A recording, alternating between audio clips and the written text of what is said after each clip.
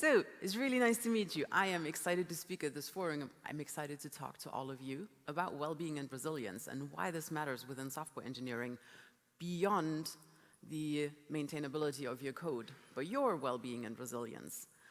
And like Gail promised, here's a very short CV that I'm not going to go through, because for that you could look on my website if you were really curious.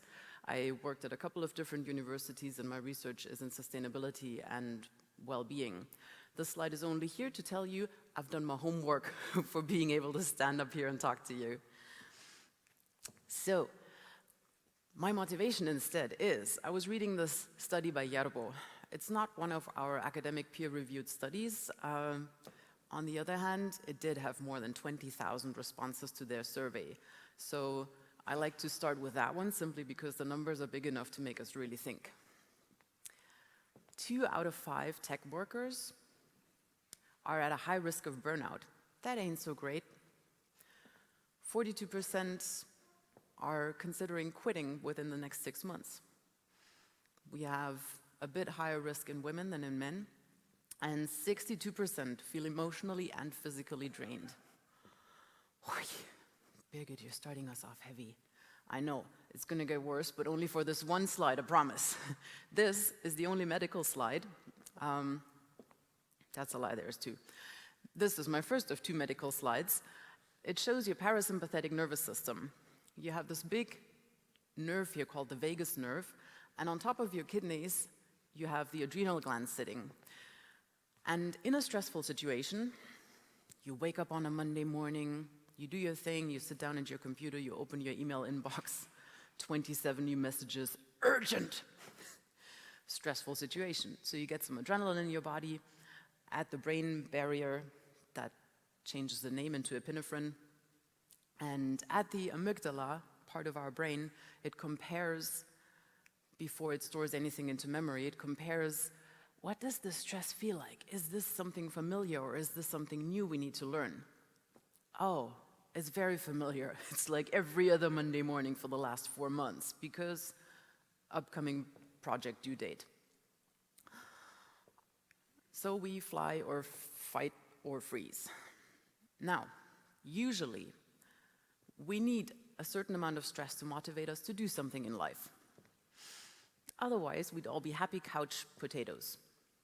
So there needs to be some kind of stress to get us activated and to get things done. However, after that activation and getting things done phase, there needs to be a recovery phase where we say, okay, now we relax, we recover, go for a nice walk, and then we start again. That tends to not happen so much in our everyday lives now. As soon as you're done with your 27 urgent emails, by then you have 17 new ones and 15 Slack channels that are calling for your attention. Now, what that leads to, if we have these stress hormones in our systems for too long of a time, the neuronal pathways in our brain get more ingrained of stress route, do this, what's my automatic response for that, and we get to unhealthy hormone levels.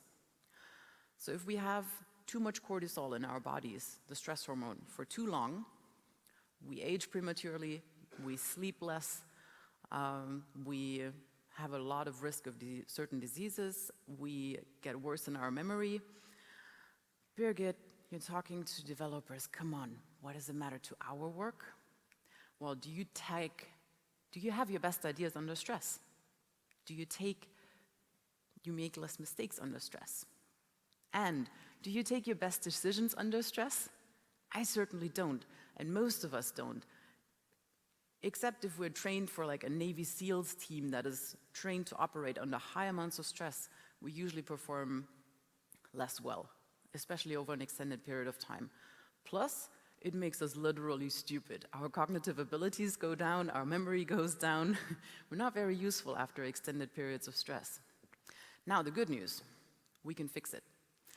We can live wire, independent of which state we are now, if we're still in a pretty good zone, or if we've been stressed for a long time. We can influence that vagal nerve that was on the previous slide. We can make new neuronal connections, which is what is shown here. And if we have a higher vagal nerve tone, then we're able to recover more quickly, and that will give us more resilience over time. Good.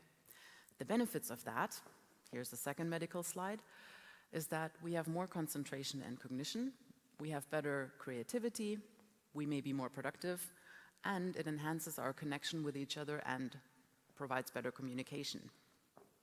In the body, we will feel a better mood and greater resilience. Medical fine print, it's also great for all your inner organs and your immune system. How do we train the vagus nerve? We breathe. Seriously, Birgit, we breathe. How do you think I'm sitting here? I'm breathing, otherwise I'll be keeling over. Yes, correct. Do you really breathe deep enough? Now, all of you who are sitting like this, hardly physically possible, so maybe you give yourself a bit more space. If we're sitting like this, which is our typical laptop slouch position after we've been working for a while, also probably not, physically not possible. And we don't breathe out all the way. Okay, fair enough point. And because of the work that we do, we sometimes turn into heads on a stick. We have all our attention up here, and at some point when something makes us get up, we're like, oh man, everything feels crunchy, and I need to go to the bathroom, and I'm hungry, and what's going on? So maybe we can get down into our bodies a bit more. And the solution to that is fairly simple. It's respiratory techniques. Now, I am a researcher. I work at Chalmers University. I'm an associate professor there. And as such, I love self-experiments.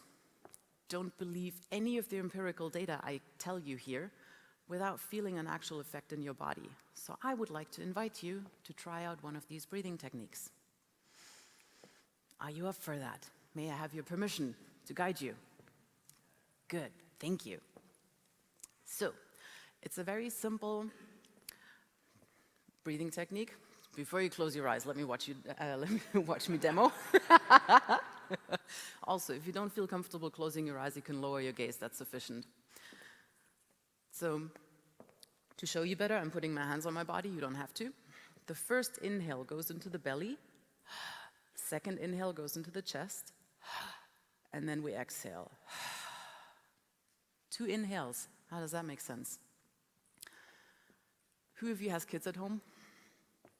Okay, who of you has kids in terms of nephews, nieces, friends? Okay, good, that'll cover most of us.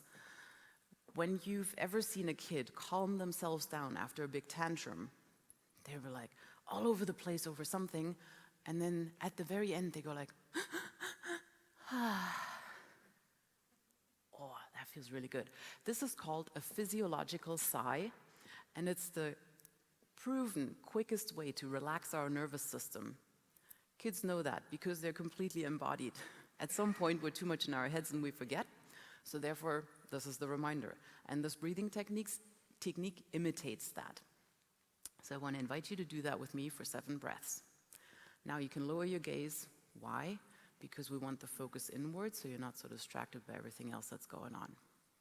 So we breathe through the mouth. Inhale belly, inhale chest, exhale. Inhale belly, inhale chest, exhale. Inhale belly, chest, exhale.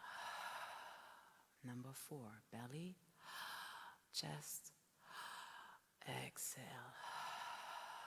3 to go. Inhale belly, chest, exhale. Belly, chest, exhale. Last one, belly, chest, exhale. Stay there with your eyes cast down for a moment and feel. Simply notice what's going on. And then you can blink your eyes open again. I would like to know what that feels like in your body. Does it feel relaxing? Okay, Does it feel like you're a bit more awake? Does it, I don't know. I hear that some people were at the bar at 1:30. I'm seriously impressed that you're all here. So, what it does is, if we are in a very sleepy state, it tends to wake us up. If we're in a hyperactive state or in a very focused state, it tends to relax us. So, whether it makes you a bit more sleepy or a bit more awake at this point is not so important. What is important is that you felt something in your body. And those 7 breaths, they're a little teaser. Why 7? Because that's long enough for you to stick with it, even if it may feel uncomfortable because you're doing it for the first time. And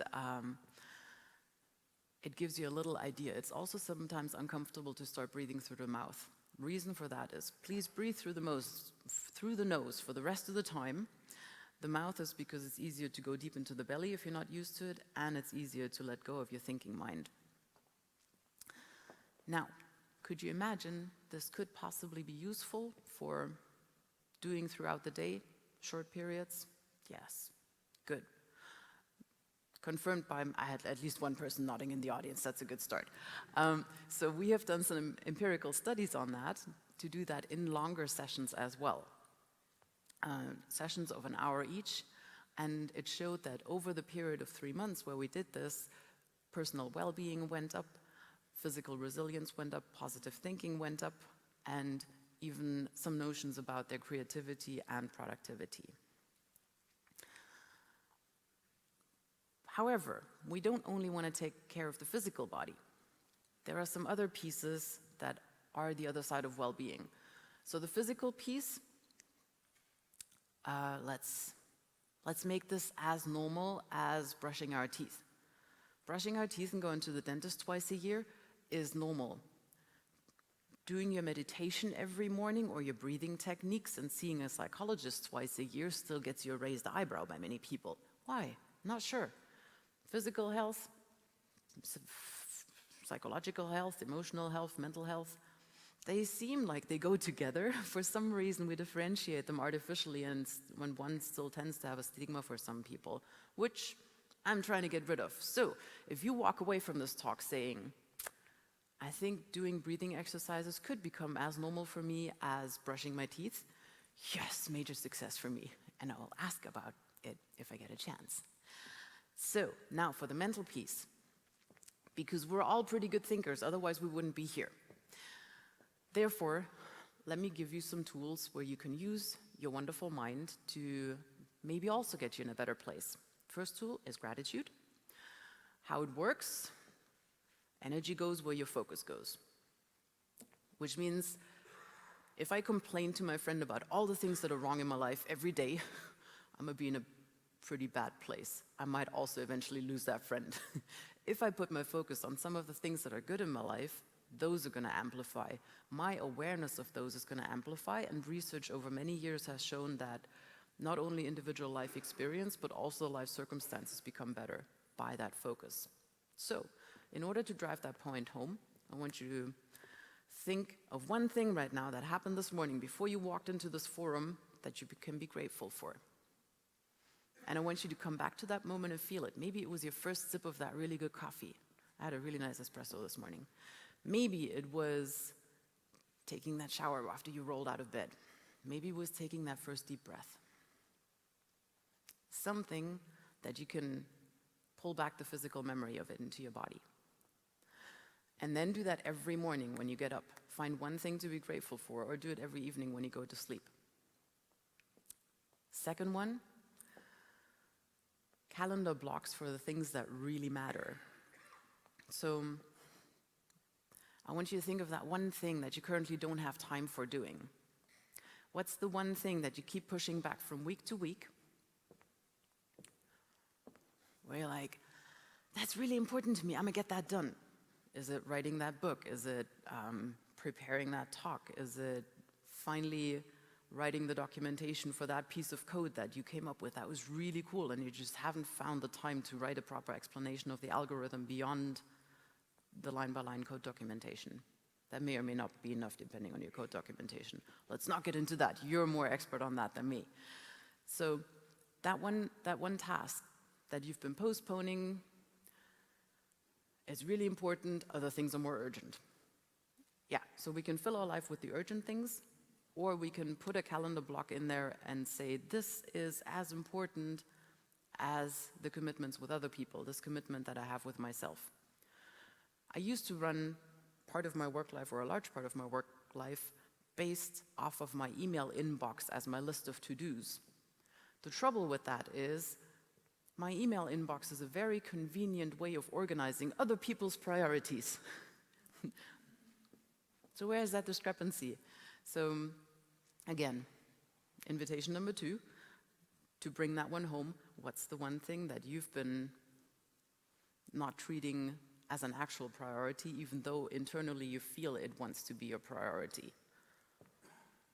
And I want you to find one time slot this upcoming week to do something for that. Maybe it's 1 hour, to move the needle forward a little bit on that piece. Good. For me as a morning person, there is this own your morning, own your day piece that's relevant. For evening people or night owls, it might be, I'm gonna do that one thing, I'm gonna commit to that 1 hour when most other people are not working anymore, because I know that that's the time when I can move a bit more. Number 3, final one, tool 3, values and intention. Let's go back to 2020. Oh, really, Birgit? Ugh, it was uncomfortable. I know. Let's go back there. When we moved, many of you maybe were working remotely already. Then everything went remote. Everything went hybrid. The number of video conferences in my calendar exploded, and I would find myself often jumping from one meeting room into the next one without even physically moving my butt off the chair. It was not so great for my physical health, neither for my mental one. And then I recently learned why it's so exhausting to be on several video conferences, one after the other. Right now, I can't see all of you look at me at the same time. I actually have to shift my gaze. When I have you all in front of me on a tiny screen, I see all faces at the same time, and we all look at each other at the same time. So that becomes a little tiring psychologically. Therefore,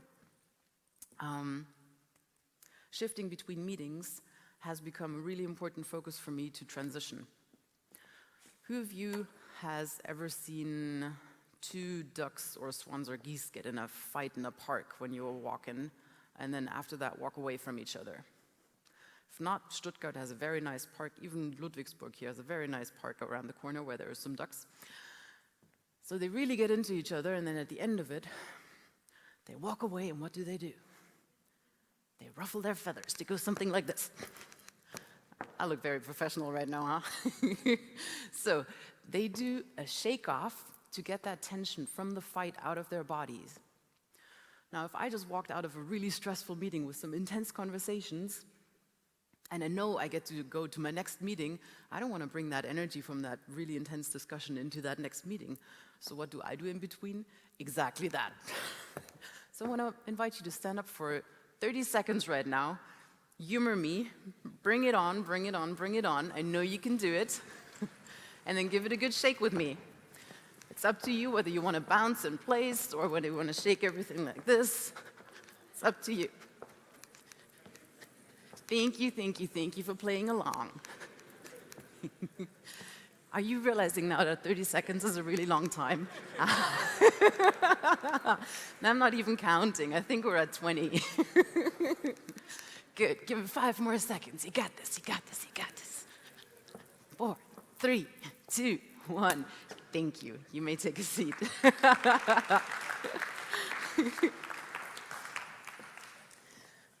Beautiful.